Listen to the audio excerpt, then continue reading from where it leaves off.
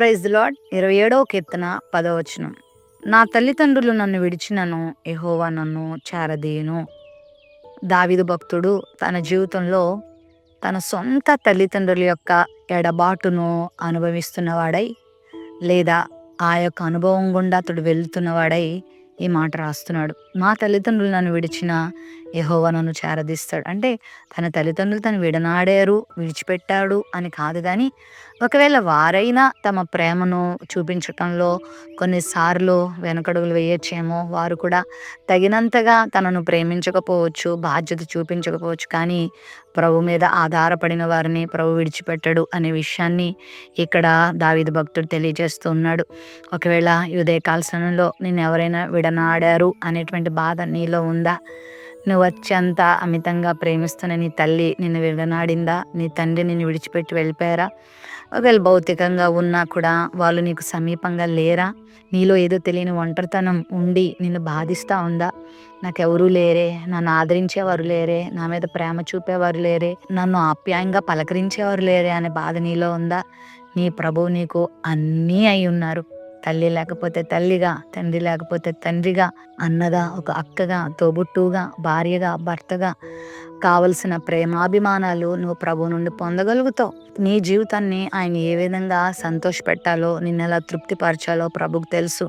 నువ్వు దేవుని వాక్యం దగ్గరికి వచ్చినప్పుడు ఆ బాధను, చింతను మర్చిపోయేలా చేస్తాడు. ఆ బాధను మర్చిపోయేలా చేయడం మాత్రమే కాదు, నీవు ఏ పని మీద ఈ భూమి మీదకి వచ్చావో దానిని దేవుడు నీకు నిర్దేశిస్తాడు. బాధపడుతూ కూర్చునే వ్యక్తిగా నిన్ను ఉంచడు. నిన్నే అనేకులకు ఒక తల్లిగా, నిన్నే అనేకులకు ఒక తండ్రిగా, నిన్నే అనేకులకు ఆదరణ ఇచ్చే వ్యక్తిగా దేవుడు నిన్ను మారుస్తాడు. నువ్వు ఇప్పుడు ఆదరణ కోరుతున్నావేమో, నువ్వు ఇప్పుడు ఇతరుల ప్రేమ కొరకు తప్పిస్తున్నావేమో, కానీ దేవుడు నిన్ను ఎలా మారుస్తాడంటే నువ్వే 10 మందికి ప్రేమను అందించేలాగా, ఆదరించే వ్యక్తిగా దేవుడు నిన్ను మారుస్తాడు. బాధపడద్దు, ప్రభు మనతో ఉన్నాడు. యుగ సమాప్తి వరకు నేను మీకు తోడుగా ఉంటాను వాగ్దానం చేశాడు కదా. ఆయన నిన్ను నన్ను విడిచిపెట్టేవాడు కాదు. దావీదు అదే అంటున్నాడు. ప్రతికూల పరిస్థితులు తనకు వచ్చినప్పుడు, ఒంటరితనం తనకి ఎదురైనప్పుడు, అన్ని సందర్భంలో దావీదు దేవుని మీద ఆధారపడుతూ వచ్చాడు. దేవుడు ఎక్కడైనా విడిచిపెట్టాడా దావీదుని? అన్ని విషయాల్లో బాల్యం నుండి యవ్వనం వరకు, యవ్వనం నుండి వయోజనం వరకు, అక్కడి నుంచి వృద్ధాప్యం వరకు తన జీవితంలో ఎన్నో ఎన్నో ఎన్నో ఎన్నో మలుపులు దేవుడు త్రిప్పి ఉన్నత శిఖరానికి దేవుడు చేర్చాడు. ఈరోజు దావీదు పేరు ప్రపంచమంతా మ్రోగిపోయేంతగా దేవుడు దావీదుని హెచ్చించాడు. నిన్ను కూడా హెచ్చిస్తాడు. ఒంటరిదానిగా బాధపడద్దు, కృంగిపోవద్దు. దేవుడు నీతో ఉండి నిన్ను నడిపిస్తాడు. ఒకవేళ నీ తల్లి, నీ తండ్రి కఠినంగా నీ ఎడల వ్యవహరిస్తున్నా కూడా బాధపడద్దు. ప్రభు ప్రేమను పొందుకుంటావు. ఆయన వైపు చూస్తే గొప్ప ప్రేమను ప్రభు నీకు అందిస్తారు. ప్రేమ నమ్మకం కలిగిన మా తండ్రి మీకు వందనాలు.